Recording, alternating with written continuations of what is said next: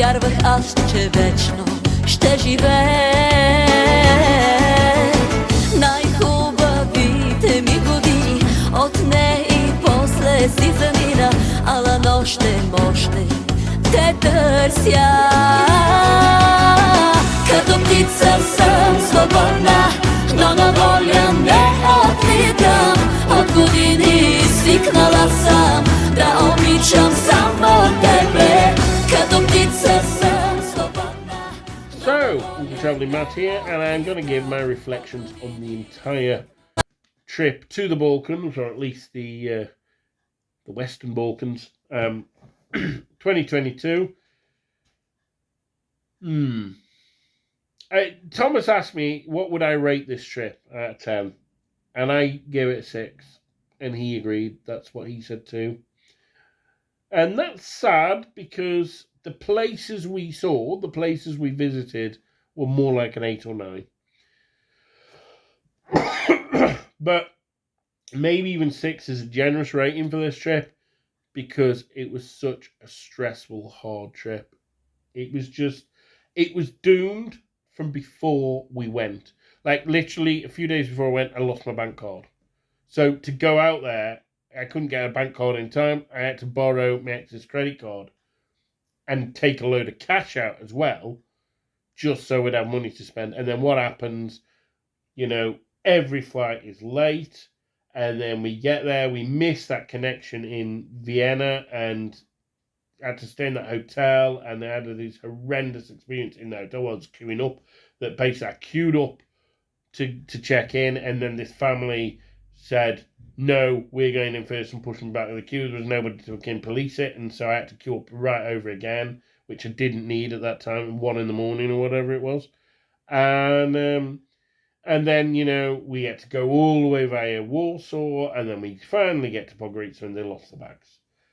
And, we missed our day traveling around in a hire car around Montenegro. And then, we get to Novi Pasar, and the Airbnb guy doesn't show up. So there's 30 quid down the drain unless I can get it back off Airbnb, which, nice try, because they're not easy to get money off. But I'm going to try, don't worry about it. And then, and I'm thinking, well, okay, we'll fight through this, it'll get better. And then we get to Belgrade, lost a bank card, with the ex's credit card. So, obviously, if it was mine, I wouldn't have bothered cancelling it, because I'm always losing them. But no, it's somebody else's, got to be responsible to cancel it, then we find it. And then, okay, well, nothing else can go wrong. Oh, yeah, we get to the airport, and the passport's lost. And, of course, the passport is the big one, because that screws up everything. Now, in the end, we did get the emergency travel documents fairly quickly. And, credit to the embassy, they were really nice. I've had so-so experiences with British embassies in the past, but Belgrade were good. And actually the emergency travel document was better than I thought, because it meant that I could go. They said as long as it's a single journey, you can go through wherever. And they told us we couldn't go through Albania, but I thought, oh, fuck it, I'll try and risk it. And I did, and we flew to Tirana, and nobody said anything. So we did get to go to Albania. But, of course, losing that passport meant we missed 3 or 4 days in Albania. So a lot of the stuff we really wanted to see in Albania, we didn't see. And that was that. However, so that's the negative. And let's be honest, there's more negative there than I think I've ever had in any other holiday or trip in my life, apart from I went to New Zealand in 2000 to 2001 over Christmas and New Year. And that was a disaster because I lost the wallet on the way over and had no money, and my mum couldn't send it over to me because it was bank holidays because of Christmas and Boxing Day and stuff. And that screwed that holiday up a bit. But aside from that, I've never had anything go wrong like this. And actually, I didn't lose the passport in New Zealand. I just lost the wallet. So this was just horrendous. And it made it a lot harder by the fact I was travelling with a teenager. I love our Thomas to bits, but 14-year-olds are hard to travel with. I'm going to be straight up there. He probably found me hard to travel with, to be honest. Certainly, at Belgrade Airport, I was virtually in tears. It was just horrendous.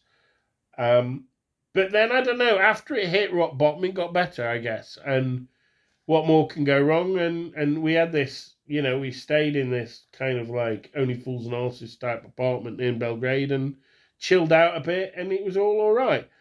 Uh, the negative is I didn't get to see everything I wanted to see, but the itinerary was always a bit hopeful anyway. Maybe, I don't know, but we still saw a hell of a lot, and what we saw was incredible. You know, I thought Belgrade was better than I expected. I didn't expect much from Belgrade, I'll be honest. Nobody's ever raved about it as a city, but it's quite nice.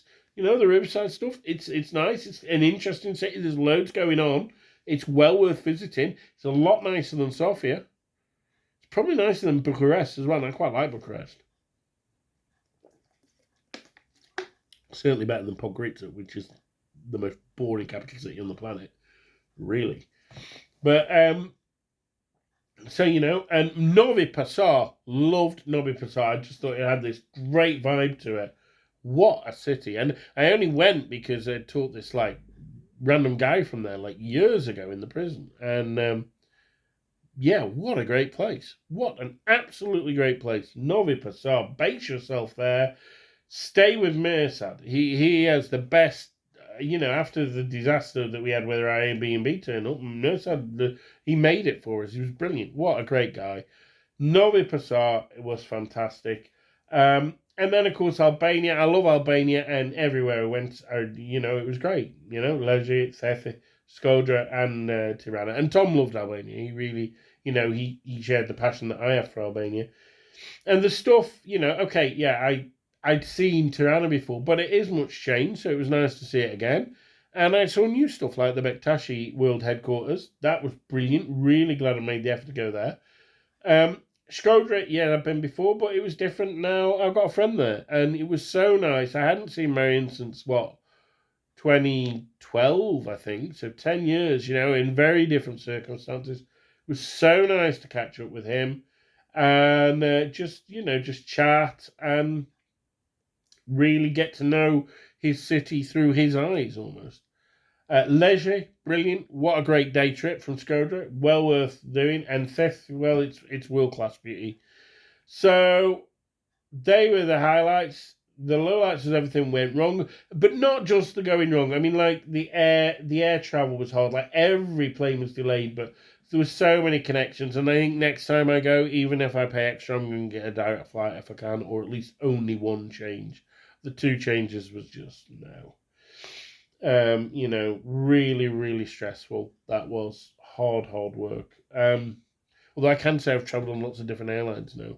A lot Polish Airlines, Air Serbia, Austrian Airlines, and Lufthansa on the same trip. So, yeah. I would just say, look, I'm a Balkans fanatic. So, for me, any trip to the Balkans, I'm going to recommend you go there. I love the Balkans to bits. But it really is a great area of the world. There is so much to see. I mean, I'm not overly bothered about going back to Serbia at the moment, but there's still actually a lot to see in Serbia. Albania, I could literally visit every town. I love that country. I think it's incredible. Montenegro, what I've seen, I like. It's not a big place, but I've seen a lot of it now, I guess. But the Balkans, I could just go back to and back to. I could go back to Albania next year. Probably won't. Probably go to Bulgaria, but I could do. Just a really fascinating part of the world. The food is great, although you can get a bit fed up of grilled meat after a while, if we're honest. The breakfast I love, just the culture, the whole where people go strolling in the evening, it's great. I have to say, on a very shallow note, the girls are very beautiful, like all over. Serbian girls, yeah, absolutely gorgeous. But Albanian girls too, and just people are so friendly and so nice. It's just such a nice, laid-back place to go. And fascinating history, and the scenery, the mountainscapes that you see there are something else. So that's that. That's our trip. Again, 6 out of 10, maybe saying only a 5, but that's because of the stuff that went wrong. And part that's my fault. Yeah, I lost the passport. What an idiot. And I had a son who kept losing stuff as well, which didn't help. We are too similar to each other in that way. But you know what? The places we went were brilliant, and some of the people we met were great. And of course, I would go back. So that's that. I'm actually now chilling out. I'm kind of glad to be home, which I don't say very often. But when you've had as many things go wrong that I've had, being home's quite nice. So that's that for me. Thank you for watching all my videos. Please, if you haven't, subscribe to the channel. And thanks for the support. And more importantly, keep traveling.